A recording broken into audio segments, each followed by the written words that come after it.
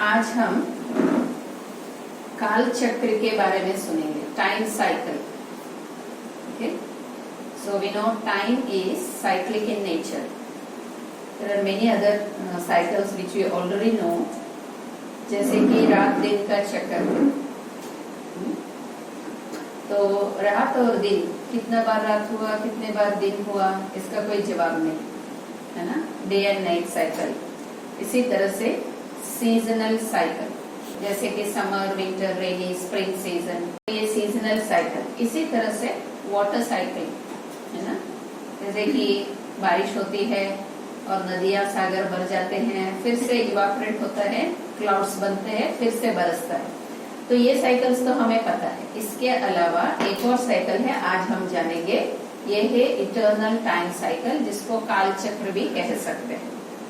तो काल चक्र में जो स्वस्तिक सिंबल दिखाया है, स्वस्तिक सिंबल दिखाया है, वी हैव सीन स्वस्तिक, जैसे कि नॉर्थ इंडिया में ज्यादा यूज करते हैं.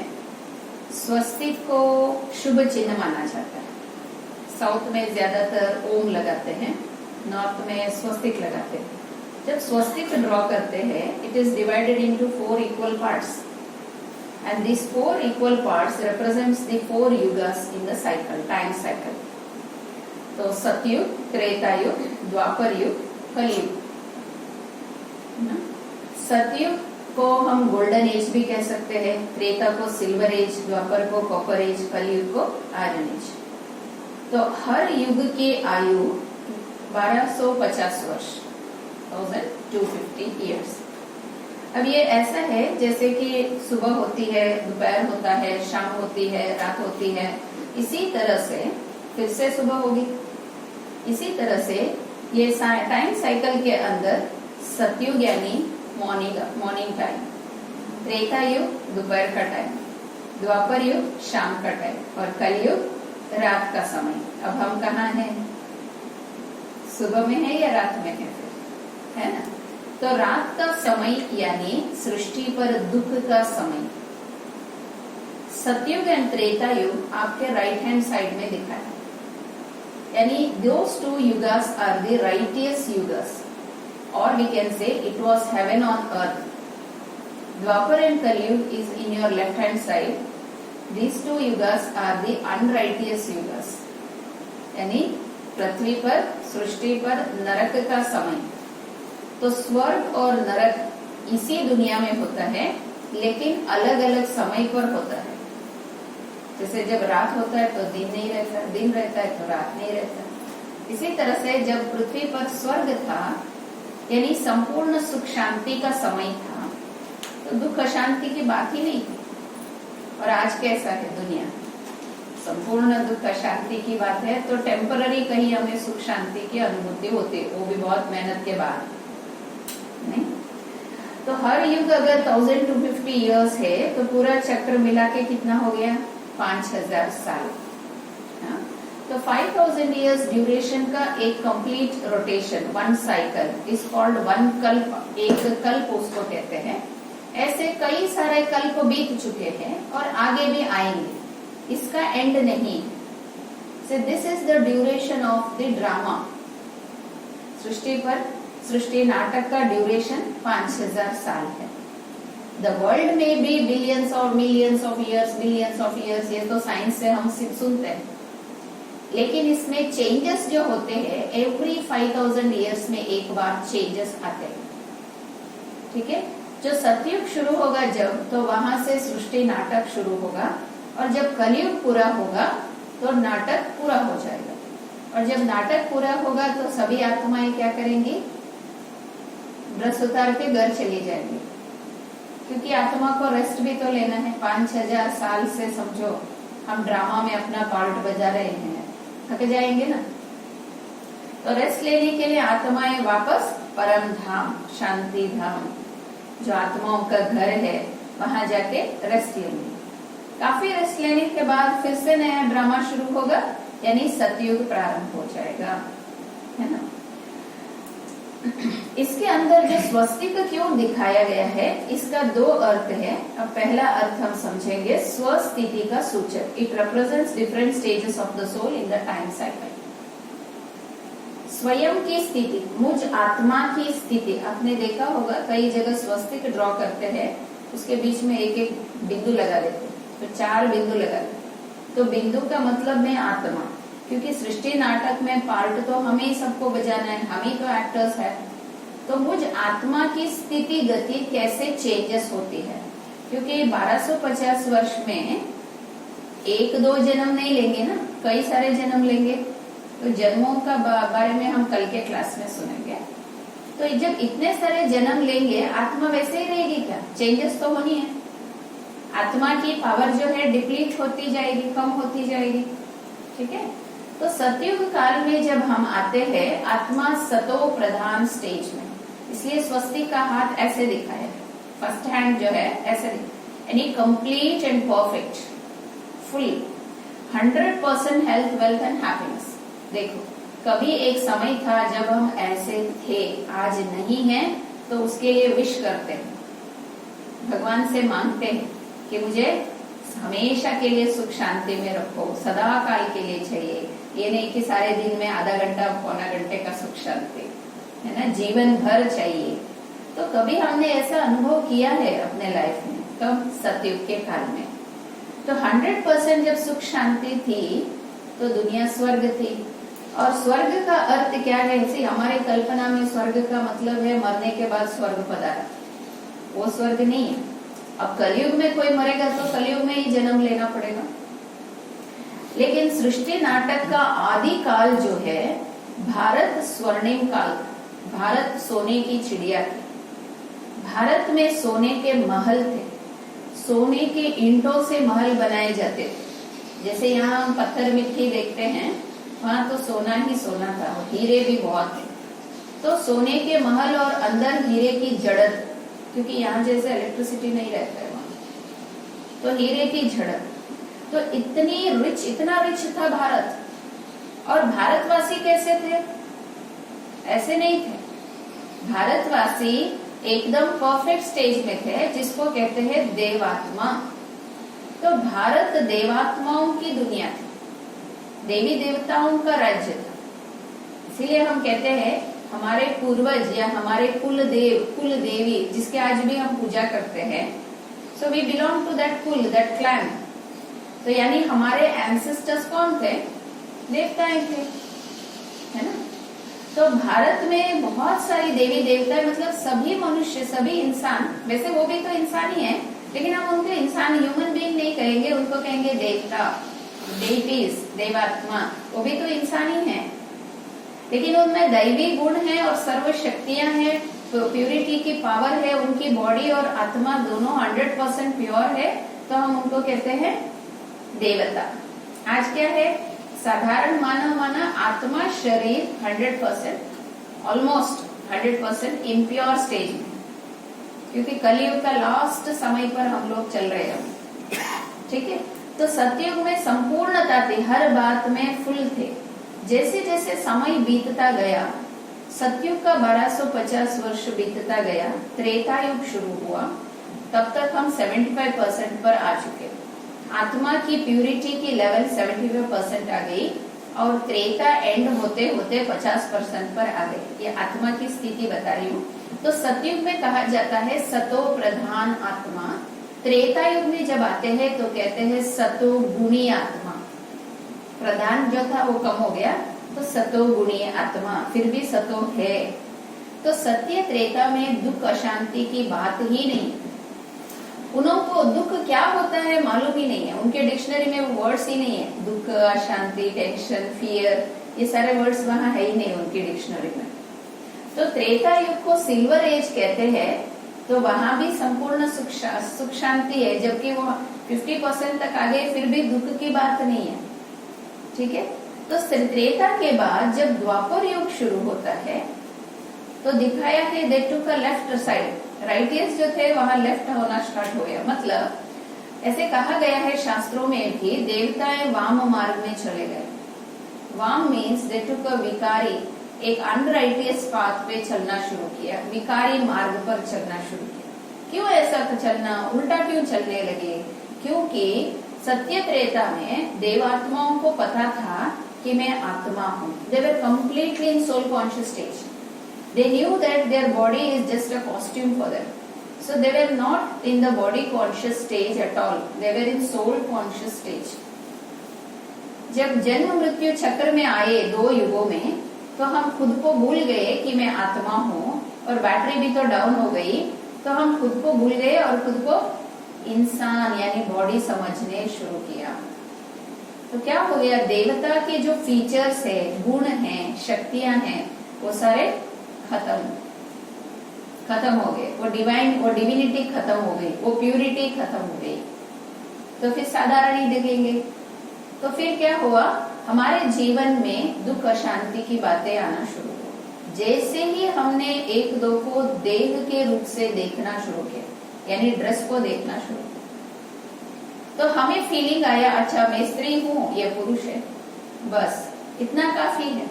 सारा कंपैरिजन स्टार्ट हुआ, मैं ये हूँ, मैं ऐसा हूँ, वो वैसे है, तो सारा कंपैरिजन स्टार्ट हुआ.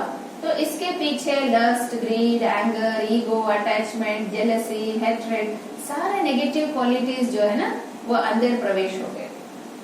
ऐसे ना, जैसे इम्यूनिटी कम है तो क्या होता है, जल्दी जल्दी बुखार, सर्दी, जुकाम शुरू हो जाता है. इसी तरह से आत्मा की इम्यूनिटी कम हो गई, प्यूरिटी की पावर कम हो गई, तो सारे नेगेटिविटीज अंदर प्रवेश हो गई. इसको, ये सारे भूत है, आत्मा को दुख देने वाले भूत है. और जब दुख अशांति शुरू हुई हमारे जीवन में, तब हमें याद आया कि ईश्वर नाम का कोई चीज है ऊपर. तो भगवान की याद हमें तब शुरू हुई. तब तक भारत में कोई भगवान को याद ही नहीं करता था, क्योंकि जरूरत नहीं थी. तो इसीलिए कहते हैं, सुख में दुख में सिमरण सब करे, सुख में करे न कोई. तो जब संपूर्ण सुख शांति है, तो ईश्वर को याद करने की क्या जरूरत है. भारत ही देवालय था, भारतवासी ही देवी देवता थे, है ना. तो द्वापर में जब दुख की बातें, यानी अपने कर्मों की वजह से दुख अशांति का अनुभव शुरू हुआ, तो भगवान को बुलाना, पुकारना शुरू किया, भगवान की बंदगी करना शुरू किया. भारत में मंदिर बनने शुरू हुए, मंदिरों में मूर्ति रख के पूजा पाठ करना शुरू किया. ये सारा द्वापर में शुरू हुआ. उससे पहले तो भारत में ये कुछ प्रथा थी नहीं, और जरूरत भी नहीं. तो भक्ति मार्ग शुरू होता है द्वापर से. लेकिन लोगों को ये बात पता नहीं, तो लोग समझते हैं भक्ति तो भारत में अनादि काल से चल रहा है. अनादि means from beginning, but from beginning it was not there. Bharat देवालय था, तो कोई और देवालय बनाने की, टेम्पल्स बनाने की जरूरत नहीं थी सत्ययुग त्रेता में. इसीलिए जब भारत में, जब द्वापर युग में दुख अशांति हुई, मंदिर बने, मूर्तियां रख के पूजा शुरू हुई, इसी समय वेस्टर्न कंट्रीज में बहुत सारे धर्मों की स्थापना हुई. जब इंसान ने भगवान को बुलाना, पुकारना शुरू किया, परमात्मा का समय नहीं हुआ सृष्टि पर, पृथ्वी पर अवतरित होने के लिए, तो उस समय अवतरित होते हैं पहले Ibrahim. That is 2500 years ago, the beginning of Dwapar Yuga. Ibrahim आए, उन्होंने इस्लाम धर्म की स्थापना की, है ना. 2500 years के बाद बुद्ध आए, 250 years के बाद बुद्ध आए और बौद्ध धर्म की स्थापना की, यानी आज से 2250 years के पहले. तो Buddhist religion came into existence. फिर उनके आने के 250 years बाद क्राइस्ट आए, यानी 2000 years ago, और उन्होंने क्रिश्चियन धर्म की स्थापना की. ऐसे 3 मुख्य धर्म जो है द्वापर युग में आ गए. अब लोगों ने धर्म नहीं मांगा था, सुख शांति मांगी थी ईश्वर से. तो ना ईश्वर आया, ना सुख शांति मिली. इसके बदले अलग अलग धर्मों की स्थापना हुई. ये जो 3 मुख्य धर्मात्माएं नीचे आए, वो उसी समय ऊपर से नीचे आए, फ्रेश सोल्स. वो आत्माएं सत्ययुग त्रेता में आए ही नहीं, वो डायरेक्ट द्वापर काल में ही परम धाम से नीचे उतरी हुई आत्माएं हैं, जिनमें संपूर्ण पवित्रता की शक्ति थी, और इसीलिए वो लोग धर्म स्थापन करे. नहीं तो कोई अपवित्र आत्मा धर्म स्थापन नहीं कर सकते. तो ये प्योर आत्माएं थे, तो उन्होंने अपने अपने धर्म स्थापन किए. उन्होंने भी भगवान के बारे में सिखाया, समझाया, टीचिंग्स, प्रीचिंग्स, बट संपूर्ण परिचय नहीं दे पाए. तो इसीलिए क्या हुआ, धर्म तो स्थापन हुआ, लेकिन सुख शांति तो मिली नहीं. और ही धर्म के नाम पर आज क्या हो रहा है, और ही दुख और अशांति बढ़ती जा रही है, ईश्वर के नाम पर और ही झगड़े बढ़ते जा रहे हैं। तो द्वापर युग में हमने भगवान को बुलाया, पुकारा, पर वो आया नहीं, और कलयुग आ गया और ही अपवित्रता बढ़ती गई, आत्माएं और ही तमो प्रधान होते गए। तो द्वापर में कहेंगे रजो प्रधान अवस्था, और कलयुग में हमारी स्थिति क्या हो गई? तमो प्रधान अवस्था। ऐसे कह सकते हैं सतयुग में हम 24 कैरेट गोल्ड थे और आज क्या हो गया? आज 8 कैरेट गोल्ड है, मतलब गोल्ड तो ना के बराबर है ना। तो इसीलिए क्योंकि अपवित्रता बढ़ती गई और कर्म भी और पाप कर्म करते गए। एक तरफ भक्ति पूजा पाठ भी कर रहे हैं, भगवान को याद भी करते हैं, दूसरी तरफ पाप भी कर रहे हैं, क्योंकि पुण्य और पाप की गहन गति मालूम ही नहीं है। तो जो भी कर्म कर रहे हैं वो पाप के खाते में जा रहा है। तो कलयुग आया और भी अपवित्रता बढ़ती गई, ये खून खराबा, मारामारी, ये सारा ये दुख देने वाली बातें, सारी बातें कलयुग में हम देख रहे हैं। अब कलयुग भी पूरा होने का समय आ गया। अब कहते हैं धर्म की अति ग्लानि का समय, जो हमने भगवत गीता में पढ़ा। तो वो समय अभी आना है या आ चुका है? अब कौन से समय पर हम खड़े हैं? धर्म की अति ग्लानि हो गई या और होना बाकी है? क्या लगता है? हो गया ना? अति में जा रहा है दुनिया, इससे और बदतर होने की कोई चांस ही नहीं है। जितना होना है उतना हो गया, मतलब पृथ्वी अनरिपेयरेबल कंडीशन पर है। कहीं से भी आप कुछ भी करो, आप रिपेयर नहीं कर सकते। कोई भी फील्ड में आप देख लो आज दुनिया में, कहीं भी आपको रिपेयरिंग करने की कोई भी मौका नहीं मिलेगा। तो इतनी मतलब स्थिति बिगड़ चुकी है। अति होगा तो कहा जाता है अंत भी हो जाएगा, और जब अंत होगा वो नए शुरू की, नए आदि के लिए वो एक टाइम रहेगा। तो अब सृष्टि नाटक को या इस सृष्टि चक्र को एक घड़ी के रूप से आप देखो तो समय दिख रहा है ना। तो टाइम कितना हुआ सृष्टि घड़ी पर? अपनी घड़ी की नहीं, सृष्टि घड़ी पर time. What is the time in the time cycle? 11:58। That means 2 minutes to 12। इतना ही समय बाकी है। इसलिए बाकी है नाटक पूरा होने में इतना ही समय, 2 ही मिनट, यानी लास्ट फ्यू इयर्स ऑफ कलयुग is left now, very little. Okay, तो ये जो व्हाइट पोर्शन दिखाया है ना, कलयुग में ही है वो व्हाइट पोर्शन। उस समय को कहते हैं संगम युग, या इंग्लिश में कॉन्फ्लुएंस एज, संगम युग। और संगम युग एक ऐसा गुप्त समय है, एक सीक्रेट टाइम है। जब हम सब क्लासेस में सुनते हैं ना, तभी समझ में आता है कि ये संगम युग शुरू हो चुका है। और जो ऐसे क्लासेस नहीं सुने उनके लिए आप पूछो किसी से भी रास्ते में, वो बोलेंगे ये तो कलयुग चल रहा है। तो उन्हों के लिए ये कलयुग है, लेकिन हम जब क्लासेस सुनेंगे हमें समझ में आएगा ये संगम युग चल रहा है, चालू हो चुका है, शुरू हो चुका है। और संगम युग एक ऐसा समय है जब परमात्मा खुद सृष्टि पर अवतरित होते हैं फॉर वर्ल्ड ट्रांसफॉर्मेशन। किस लिए आएंगे भगवान?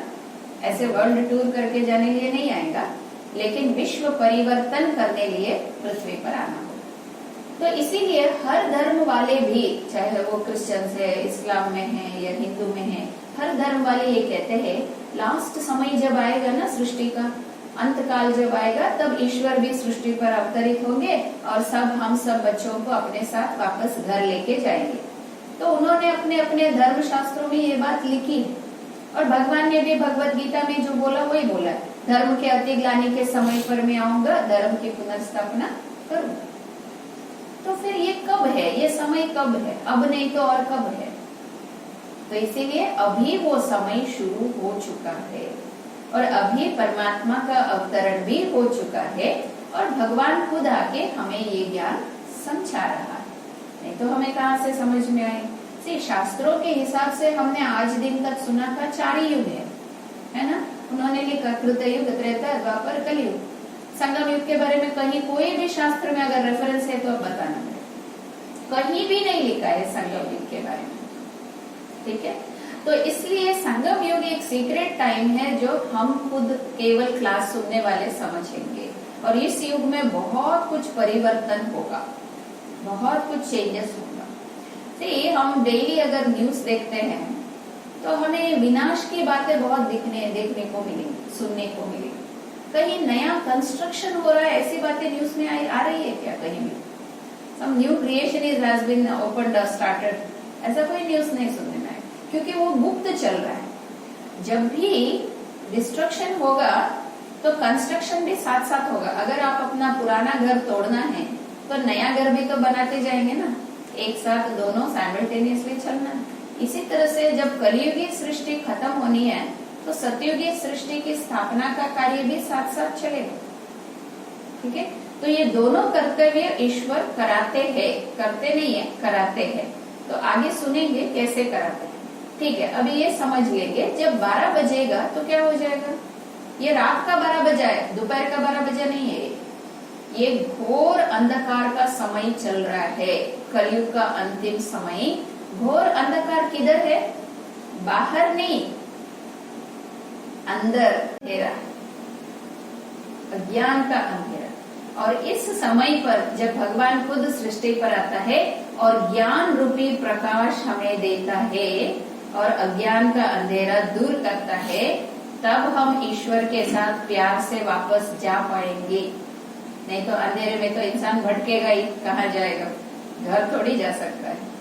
तो इसीलिए ये ज्ञान समझना और जीवन में प्रैक्टिस करना बहुत जरूरी है, नहीं तो अंत काल में हम भटक जाएंगे, कैसे वापस जाएंगे। इसीलिए ये बातें जानना समझना बहुत जरूरी है।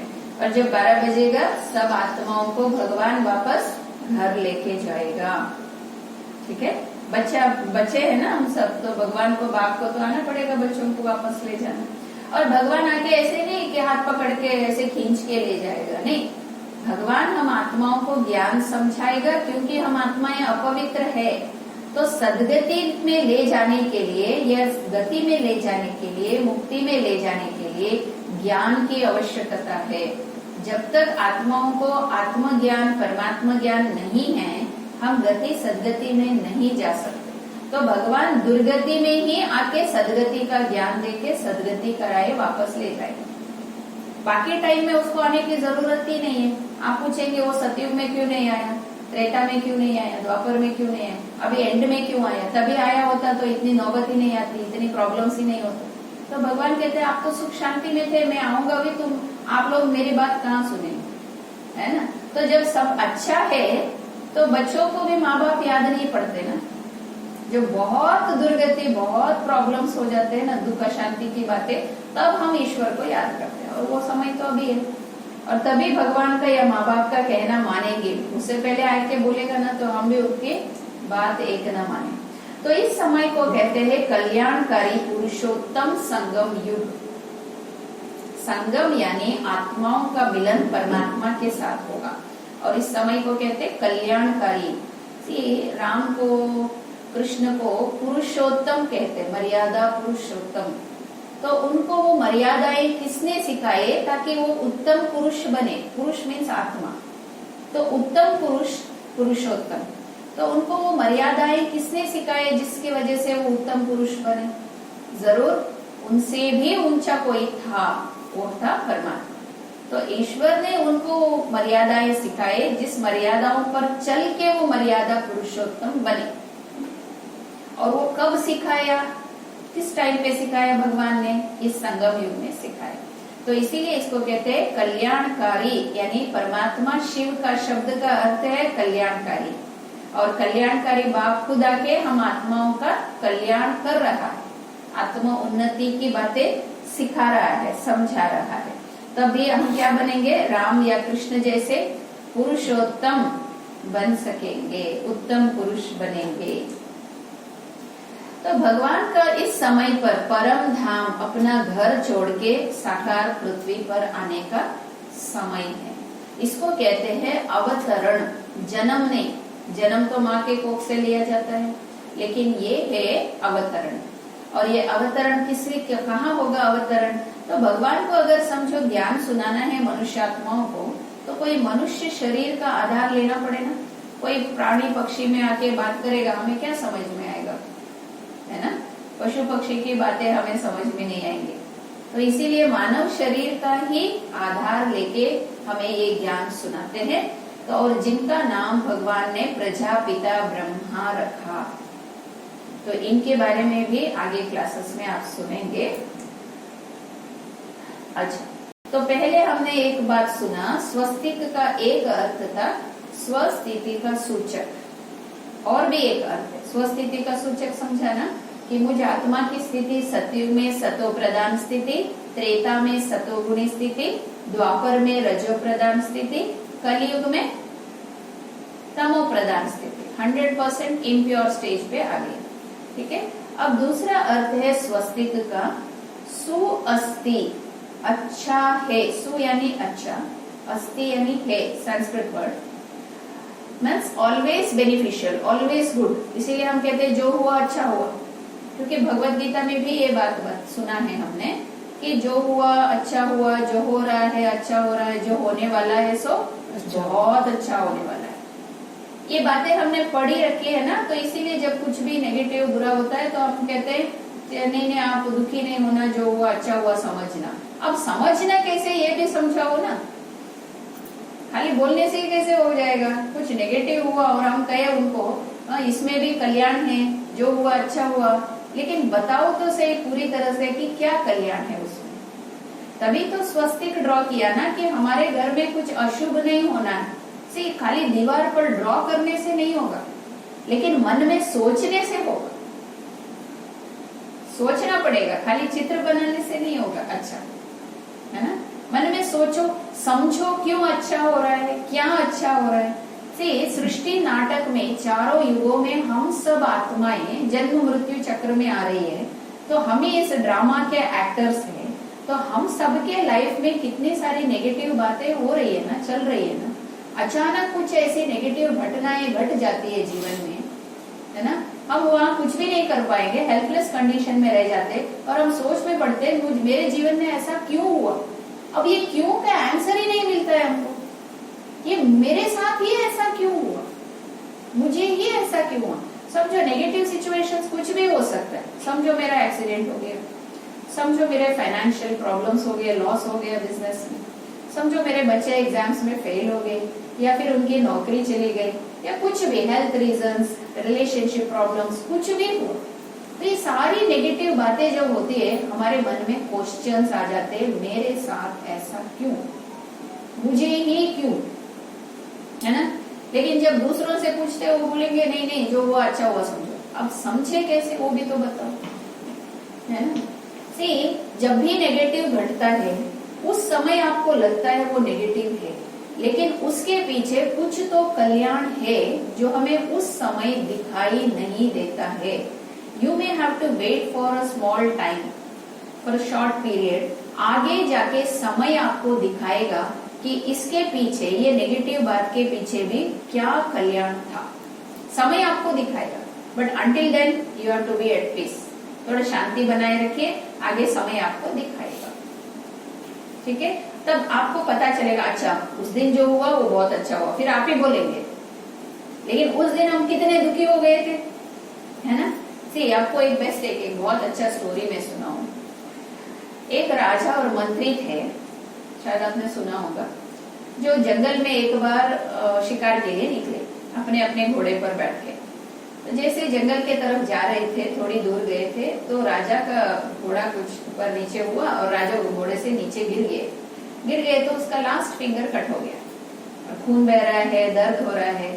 तो मंत्री की एक आदत थी कहना कि जो हुआ अच्छा हुआ। तो मंत्री ने ऐसे बोल दिया ठीक है ना राजा, आप चिंता नहीं करो, जो हुआ अच्छा हुआ। तो आदत से उसने बोल दिया। तो राजा को बड़ा गुस्सा आया, उसने कहा अरे मेरे को दर्द हो रहा है, खून बह रहा है और तुम बोल रहे हो अच्छा हुआ, इसमें क्या अच्छा ही है, तुम हमेशा ऐसे ही बोलते हो, तुम आओ नहीं मेरे साथ। उसको बहुत डांटा और उसको कहा तुम वापस चले जाओ, मैं अकेला जाऊंगा शिकार करने। तो मंत्री ने फिर वापस जाते भी यही बात सुनाई, ठीक है राजा मैं जो वापस जा रहा हूँ वो भी अच्छे के लिए। He was always positive in his thoughts and words. तो ऐसे कहा और वो वापस चला गया। तो राजा ने क्या किया, अपने हाथ में थोड़ा बैंडेज किया और वो आगे निकल गया जंगल के तरफ। जैसे ही जंगल के अंदर गया, जंगली लोग वहां छिपे बैठे थे और उन्होंने राजा को पकड़ लिया और सोचा आज तो हमें बहुत अच्छा नर बलि मिल गया, हम अपनी देवी पर इनको बलि चढ़ाएंगे। तो राजा को बहुत मना दुख हुआ, अरे मैं फंस गया इनके हाथ में, अगर मेरा मंत्री साथ होता तो मुझे कैसे भी करके बचा लेता, आज तो मैं मरूंगा इनके हाथ में। लेकिन उन्होंने सारी तैयारी की इसको बलि चढ़ाने लिए, लेकिन लास्ट में उन्होंने देखा जैसे ही बलि चढ़ाने गए तो उन्होंने देखा अरे इसकी तो एक अंगुली तो कट गई है, यानी ये बलि पूर्ण नहीं है, ये बलि अपूर्ण है। इसको बलि चढ़ाने से हमारी देवी कोई प्रसन्न होगी नहीं, कोई फायदा ही नहीं इसको बलि चढ़ाने से, तो उसको छोड़ दिया, जाओ तुम वापस। तो राजा खुशी खुशी भाग के आया अपने राज्य में और मंत्री से कहा, मंत्री से आके बोला देखो ना मंत्री, जो हुआ अच्छा हुआ। क्या कहा? जो हुआ अच्छा हुआ। अब राजा को समझ में आ रहा है कि उसकी अंगुली कटी और उसकी वजह से मेरी आज जान बची। तो negative situation was negative, but still उसकी जान बची ना उसके वजह से। तो आगे समय उसको दिखा रहा है ना कि इसके पीछे जो नेगेटिव हुआ उसके जीवन में, उसके पीछे भी क्या राज था। कई बार छोटे छोटे नेगेटिव के कारण भी आगे बहुत अच्छा पॉजिटिव हमारे लाइफ में होता है। ऐसे हम सबके जीवन में हुआ है, लेकिन हम इतना नजरअंदाज कर लेते हैं, इतना केयर नहीं, समझ में नहीं आता है, कंपेयर टैली करने नहीं आता है, तो हमको पता नहीं चलता है। ठीक है, हर नेगेटिव के पीछे कुछ तो राज है, आगे आपको उसका पॉजिटिव साइड दिखाई देगा। It's like two sides of a coin. आपको आज एक ही साइड दिख रहा है, दूसरा साइड कुछ टाइम बाद दिखेगा, है ना, इस तरह से। तो राजा ने कहा ये तो ठीक बात है, लेकिन जब मैंने तुमको वापस भेजा तब भी तुमने यही बात कहा कि मैं वापस जा रहा हूँ, इसमें भी कल्याण है, ये भी अच्छे के लिए। तो उसने मंत्री से पूछा इसमें क्या कल्याण था, बोलो तुम। तो मंत्री ने क्या कहा? क्या कहा? उसको बलि चढ़ा। उसने कहा अगर मैं आपके साथ आता तो मेरी बलि चढ़ जाती, मैं तो पूर्ण था ना। तो इसमें दोनों का कल्याण हुआ, इसीलिए हम कहते हैं जो हुआ अच्छा हुआ। तो दूसरों को कहते हैं, लेकिन हमें आज तक वो बात समझ नहीं आई कि क्या अच्छा हो रहा है जीवन में। इसीलिए कभी भी ऐसे जब नेगेटिव सीन्स हमारे जीवन में होते आते हैं, हमें उसके प्रति दुखी नहीं होना है, immediately a positive thought create करो। ये सृष्टि नाटक चल रहा है, हम सब यहाँ एक्टर्स है, मेरे जीवन में जो हुआ आज इसमें कल्याण है, and then put a full stop. Drama means कल्याणकारी, दैट्स व्हाई स्वस्तिक सिंबल है उसके अंदर, चारों युगों में वो स्वस्तिक लगाया हुआ है ना। सो सृष्टि नाटक कल्याणकारी, इसमें अकल्याण का कोई सीन नहीं है। जैसे शिव यानी कल्याणकारी, परमात्मा कल्याणकारी, वैसे ही सृष्टि नाटक भी कल्याणकारी ही है, इसमें अकल्याण का दृश्य ही नहीं है। ये है बेहद दृष्टि से भगवान बोल रहा है ये बात। हम एक इंस्टेंस को देख के बोलते हैं ये तो अकल्याण हुआ, ये तो नेगेटिव हुआ, नहीं। लेकिन भगवान बहुत दूरांदेशी होके ऊपर से देख रहा है ना, तो उसको तो यही लग रहा है हर बात में कल्याण, इसीलिए वो हमें ये नॉलेज देता है। ठीक है, अब कलयुग का अंत होगा और सतयुग आएगा, पुरानी दुनिया खत्म होगी, नई दुनिया शुरू होगी। ये अच्छे के लिए है या बुरे के लिए? अच्छे। इसमें कल्याण है या नहीं है? आज तो आप यहाँ क्लास सुना है तो आप बोल रहे हैं कि अच्छा है। आप रोड में जाते जाते किसको बोलो कल कलयुग विनाश होने वाला है, वो क्या कहेंगे? They don't know the future, you are still you are only telling कलयुग विनाश हो रहा है, तो वो क्या कहेंगे? अरे ये तो बहुत बुरी बात है, हम सब मर जाएंगे, ये तो अच्छा नहीं है, ऐसे ही कहेंगे ना, क्योंकि उनको फ्यूचर का पता नहीं। तो इसीलिए कहीं भी नेगेटिव कुछ हुआ उसके पीछे पॉजिटिव हिडन है, you just need to wait for time. So इस इटर्नल वर्ल्ड ड्रामा में हम सब कौन है? एक्टर्स है।